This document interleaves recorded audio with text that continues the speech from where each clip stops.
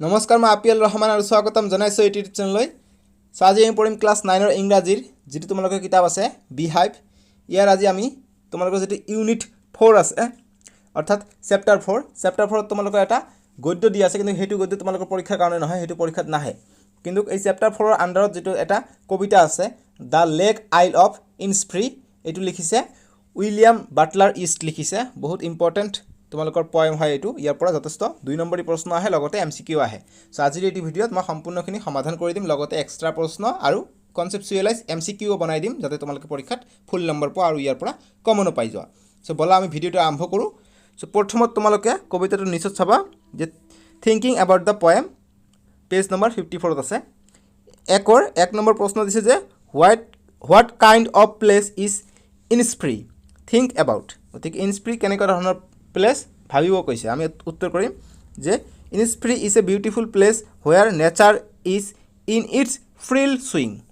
যে ইনছফ্ৰীটো বহুত ধুনীয়া এটা প্লেচ হয়, ঠাই হয়, তাতে নেচাৰ প্ৰকৃতি কি হয় ফ্ৰিল সুইং, মানে অপেনলি খোলা খুলিকৈ চলিব পাৰে, তেনেকুৱা কথা কৈছে। এতিয়া আমাক 1 নম্বৰ প্ৰশ্ন দিছে তাৰপিছত যে in 3 things the poet wants to do when he goes back there.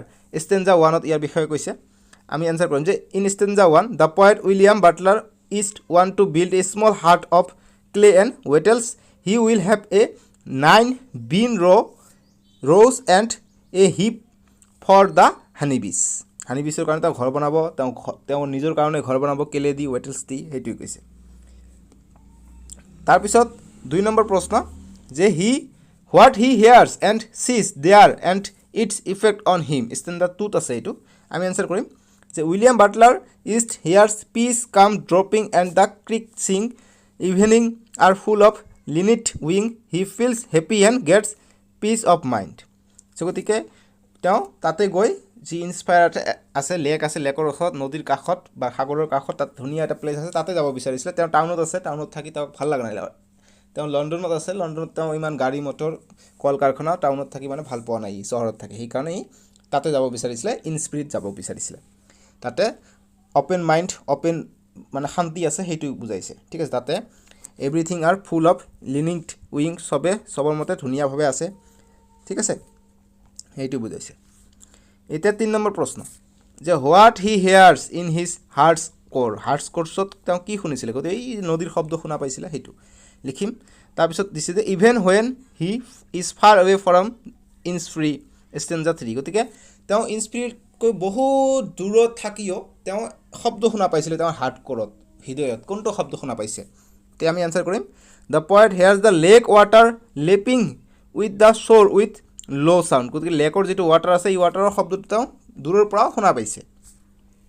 এইটো এমচিকিউৰ কাৰণে আহিব পাৰে, মই বনাই দিছোঁ, ৰ'বা, পিছত আছে, লাষ্টত আছে ভিডিঅ'ৰ এমচিকিউবিলাক। ইম্পৰ্টেণ্ট, চাবা এমচিকিউবিলাক, সেইবিলাক মিছ নকৰিবা। 2 নম্বৰ প্ৰশ্ন যে by now you may have concluded that Innisfree is a simple natural place full of beauty and peace. How does the poet construct it with where he now stand. গতিকে তেওঁ এতিয়া ক'ত আছে? গতিকে মই তোমালোকৰ থিংকিং এবাউট দ্য পয়েম এইবিলাক কুৱেশ্যনো দি দিছোঁ, পাঠৰ ভিতৰৰ পৰা কুৱেশ্যন বনাই দিছোঁ আৰু এমচিকিউ দিছোঁ। গোটেই চাবা ভিডিঅ'টো। এতিয়া ষ্টেঞ্জা 3ৰ পৰা এইটো প্ৰশ্ন উঠাই দিছে।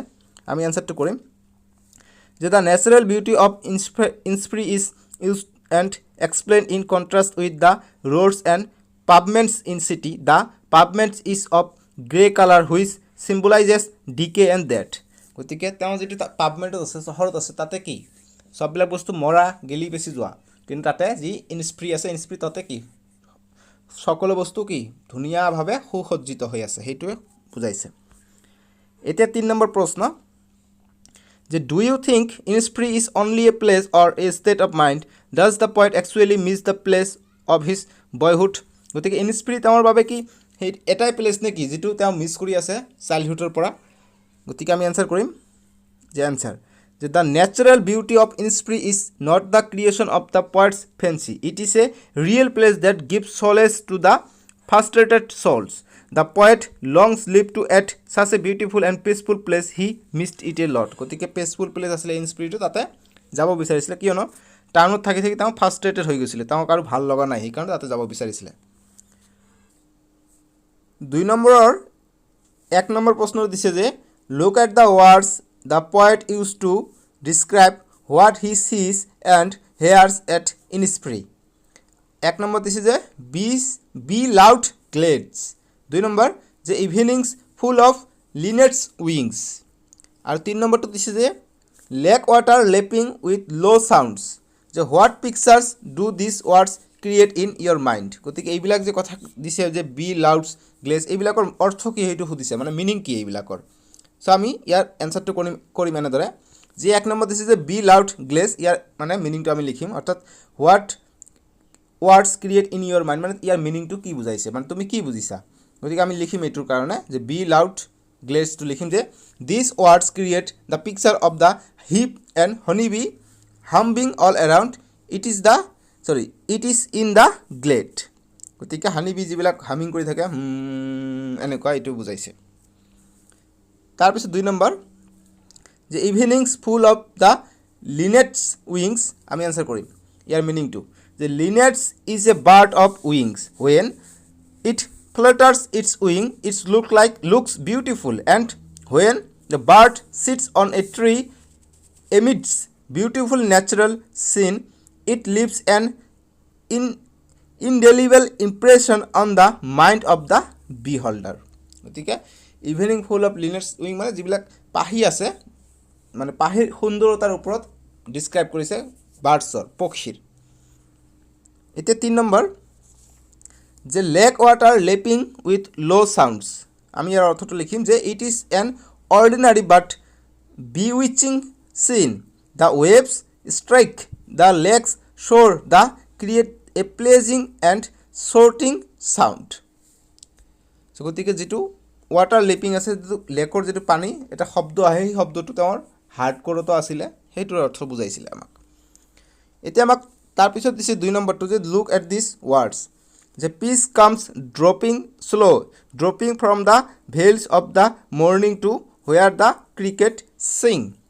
এতিয়া আমাক কৈছে যে what do this words mean to you, what do you think comes dropping from the veil of the morning, what does the where the cricket sings মিন।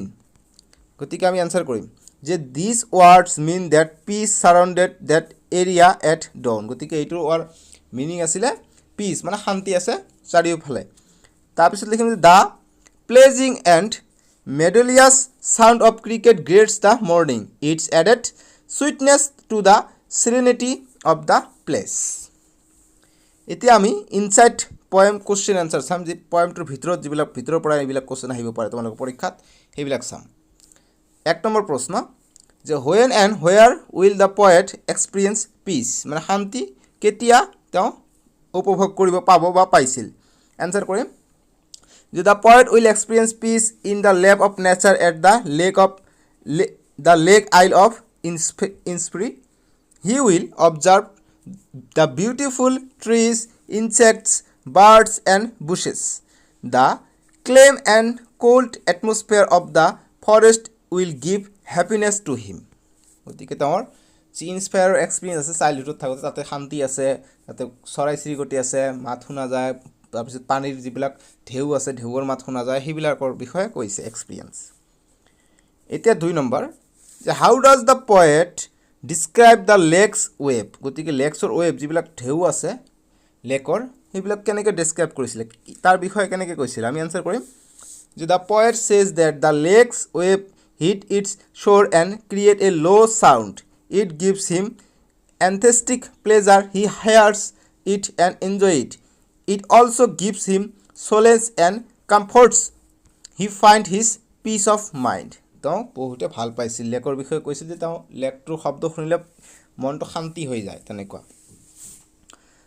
তাৰপিছত আমি 3 নম্বৰ প্ৰশ্ন এক্সট্ৰা কুৱেশ্যনৰ ভিতৰত যে why does the poet want to go' to Innisfree, আমি answer কৰিম The poet wants to go to Innisfree to enjoy his natural beauty. Its morning, noon and evening are different from the cities where high rise building touch the sky.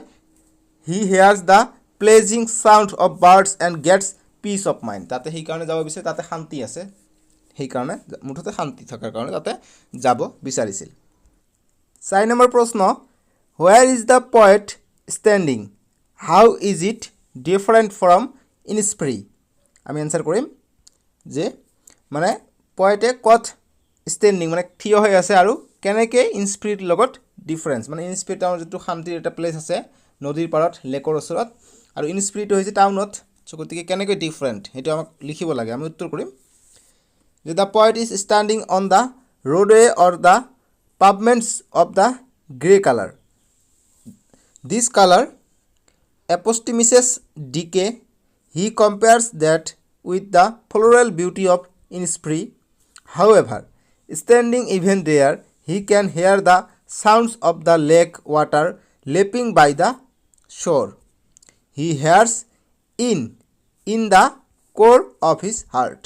তেওঁ চহৰত থাকি পাভমেণ্টৰ ওচৰত থাকি চহৰত থাকিও তেওঁ এই ইনস্প্ৰীৰ যিটো ৱেডাৰ আছে তাতে যিটো শান্তি আছে তাতে যিটো নদীৰ ঢৌ আছে সেইটো শুনিবলৈ পায় তেওঁৰ অন্তৰত এনেকুৱা কথা কৈছে কবিয়ে ইয়াৰ কবিটো কোন উইলিয়াম বাটলাৰ ইয়েটছ 5 নম্বৰ প্ৰশ্ন যে what does the poet dream of enjoying in the evenings আমি আনসাৰ কৰিম the poet dreams of enjoying the song of the linnets and the sound of the flapping of their wings as they fly back to their nest.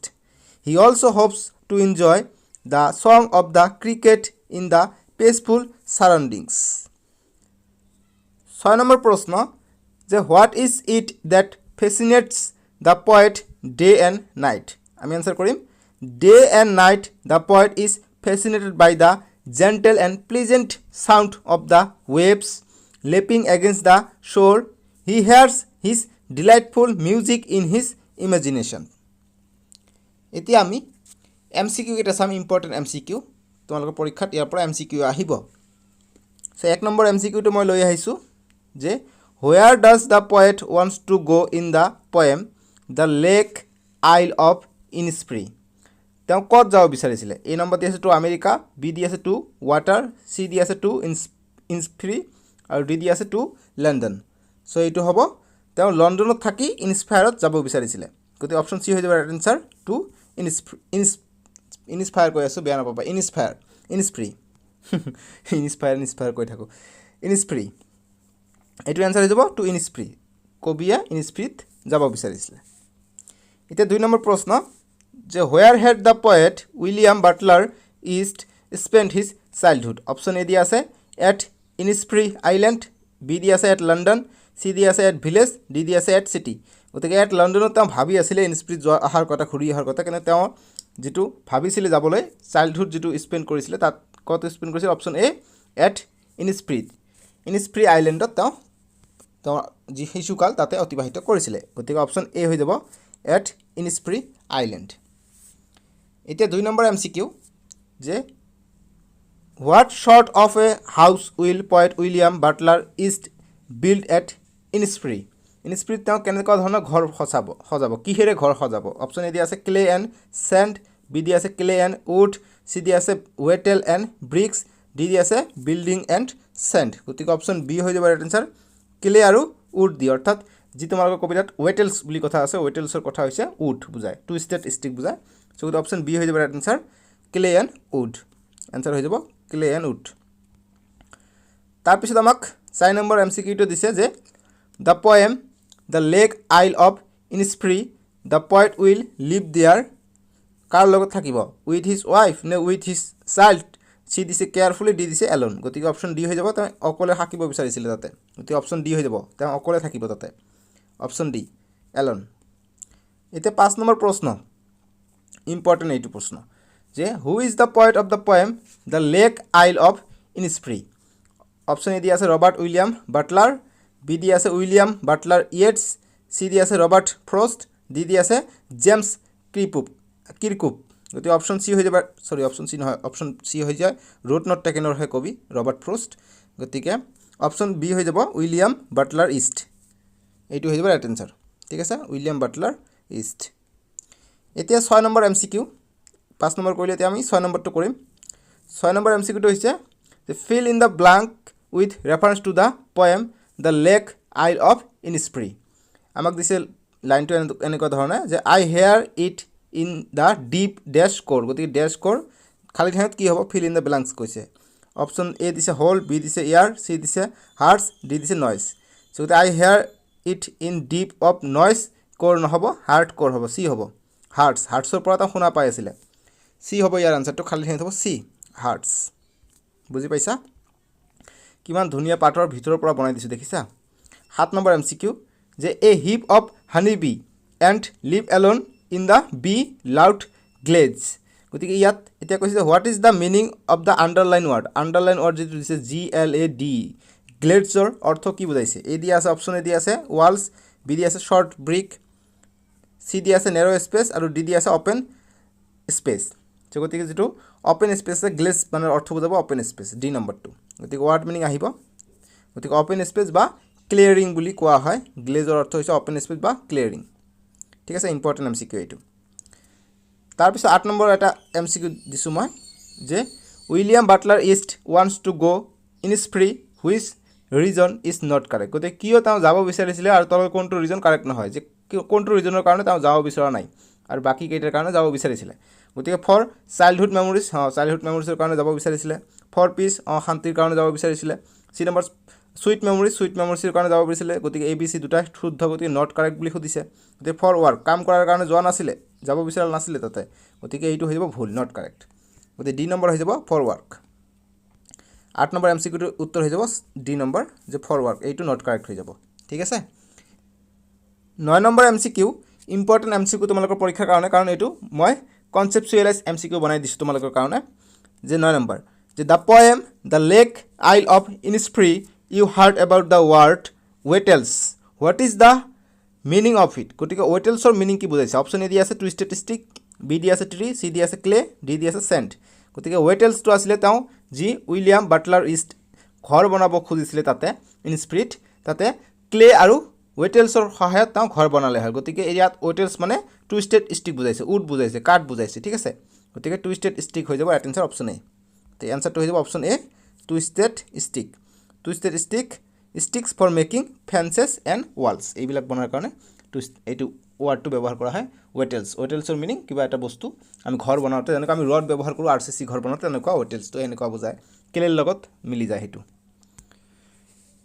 এতিয়া thanks for ৱাচিং আপিল Rahman YouTube channel তোমালোকে চেনেলটো subscribe কৰি ল'বা আৰু ভিডিঅ'টো like কৰি দিবা আমি নেক্সট ভিডিঅ'ত তোমালোকৰ যদি নেক্সট অধ্যায় আছে সেইটো কৰিম তোমালোকে ডেছক্ৰিপশ্যন নহলে কমেণ্ট বক্সত পাই যাবা নহলে স্ক্ৰীনত উঠিছে তাতে ক্লিক কৰি চাব পাৰিবা আজিৰ ভিডিঅ'টো কেনেকুৱা পালা তোমালোকে মোক কমেণ্ট বক্সত জনাবলৈ নাপাহৰিবা দেই আৰু এইটো ভিডিঅ' তোমালোকে কেনেকুৱা পালা সেইটোৱে মোক কমেণ্ট বক্সত জনাবা ইয়াৰ পৰা তোমালোকে পৰীক্ষাত 100% কমন পাই যাবা সম্পূৰ্ণখিনি যিমানখিনি সম্ভাৱ্য প্ৰশ্ন আছে সম্পূৰ্ণখিনি মই ইয়াত তোমালোকৰ সন্মুখত দাঙি ধৰিছো যাতে তোমালোকে পৰীক্ষাত ফুল নম্বৰ পোৱা তোমালোকৰ কাৰণে বহুত কষ্ট কৰা হয় ফেনবিলাক অফ কৰি দি গৰমত মই ভিডিঅ' বনাওঁ গা ঘামি যায় তথাপি ভিডিঅ' বনাওঁ কিয়নো তোমালোকে বহুতে মোক সঁহাৰি জনোৱা ভিডিঅ'বিলাকত সেইকাৰণে মই তোমালোকৰ কাৰণে কষ্ট কৰিব পাৰোঁ সো তোমালোকে মোক লাইক কৰি দিবা মোৰ ভিডিঅ'টো আৰু চাই থাকিবা আপিল ৰহমান ইউটিউব চেনেল আজিলৈকে আহোঁ তোমালোকে ভালে থাকিবা বাই বাই টেক কেয়াৰ